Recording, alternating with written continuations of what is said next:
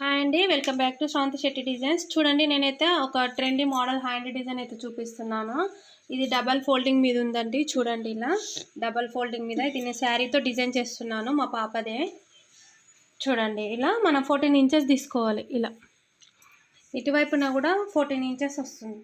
ఓకేనా, అటు 14 ఇటు 14 పెట్టేసిన తర్వాత దీన్ని ఇలా మిడిల్లోకి పెట్టేసుకోవాలి. ఇప్పుడు 14 పెట్టాక ఇది 2 హ్యాండ్స్ వస్తాయండి. దీంట్లోనే కరెక్ట్గా ఇటు 7 ఇటు 14 ఇటు 14 పెట్టిన తర్వాత 14ని మళ్ళీ డబుల్ ఫోల్డింగ్ చేస్తే దీంట్లోనే 2 హ్యాండ్స్ వస్తాయి మనకు. ఇటు 2 హ్యాండ్స్ వచ్చిన తర్వాత మనము ఇలా పైనుండి చూసేసుకుంటే 14 ఇంచెస్ ఉంది కదా, పై వైపున 4 ఇంచెస్కి అయితే ఒక మార్కింగ్ పెట్టుకోవాలి. కింద వైపున 7 ఇంచెస్కి పెట్టుకోవాలండి ఒక మార్కింగ్. చూడండి, లాస్ట్ వరకు ఇలా పెట్టిన మార్కింగ్ని దీంట్లోకి కలిపేసుకోవాలి. 4 ఇంచెస్ ఉంది కదా, అర్థమైంది కదా. ఇక్కడ 7 ఇంచెస్, ఇక్కడ 4 ఇంచెస్, దీంట్లోనే 2 హ్యాండ్స్ అయితే వస్తాయి. కన్ఫ్యూజ్ కాకండి. చూడండి, ఇప్పుడు ఇది ఇలా ఉంది కదా, దీన్ని నేను 7 ఇంచెస్కి అయితే ఇలా కలిపేసుకుంటున్నాను. ఇప్పుడు 14 ఇంచెస్కి ఇక్కడ మార్కింగ్ పెట్టుకున్నాను కదా, దీన్ని ఇలా కటింగ్ చేసేస్తాం. మనము ఇది ఓపెన్ చేసిన తర్వాత ఇలా వస్తుందండి మనకు 2 హ్యాండ్స్. దీంట్లో మరీ సన్నగా ఉందండి క్లాత్, ఒకటి తీస్తే ఒకటి వస్తుంది, జారిపోతుంది.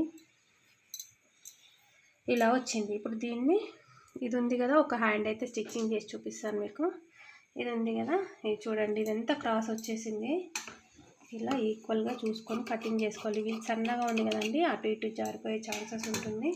దీన్ని ఇలా డబల్ ఫోల్డింగ్ చేసేసుకొని ముందుగా కిందకి స్టిచ్ అయితే పెట్టేసుకుంటున్నాను. ఒక స్టిచ్ పెట్టేసుకొని మనం దీన్ని డిజైన్ అయితే చేసేసుకుందాం.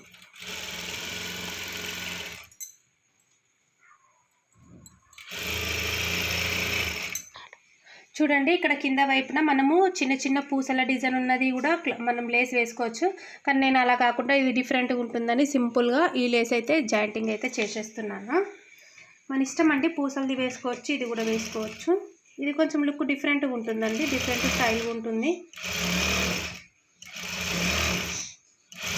కదండి. మధ్యలో ఫ్లవర్ కలర్ అయితే వేస్తున్నాను నేను. ఇది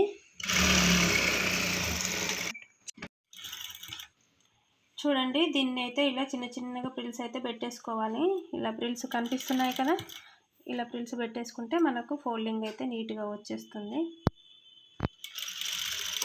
అలానే ఇటువైపు నుండి కూడా పెట్టేసుకోవాలి. ఓకేనా, ఇప్పుడు ఇది ఇలా ఉంది కదా, ఇటువైపు దీన్ని ఇలా చివరి నుండి ఇలా పెట్టేసుకోవాలి.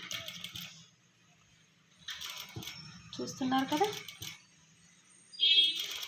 దీనికి కొంచెం దగ్గరగా చూసుకొని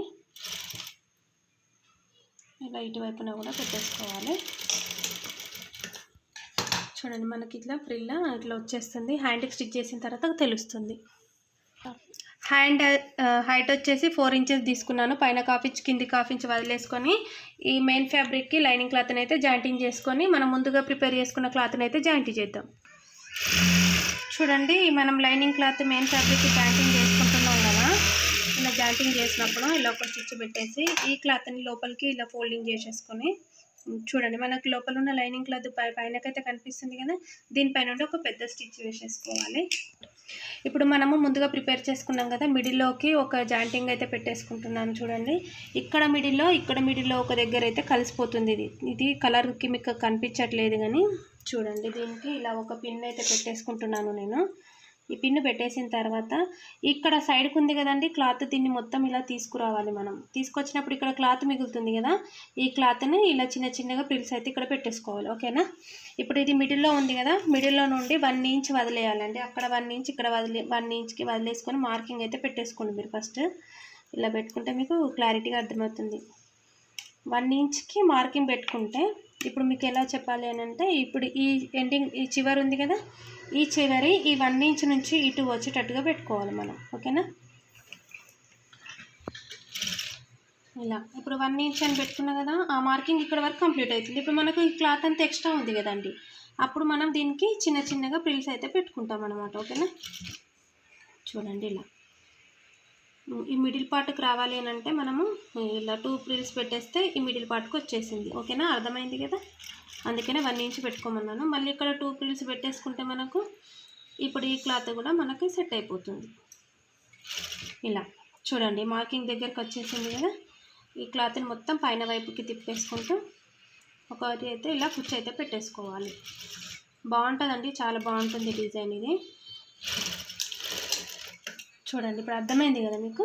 1 ఇంచ్ నుంచి ఇలా పెట్టేసుకుంటే మీకైతే హ్యాండ్ అయితే రెడీ అయిపోతుంది. చూడండి ఎంతో ట్రెండీ మోడల్గా ఉన్న హ్యాండ్ మనకైతే ఇలా రెడీ అయింది.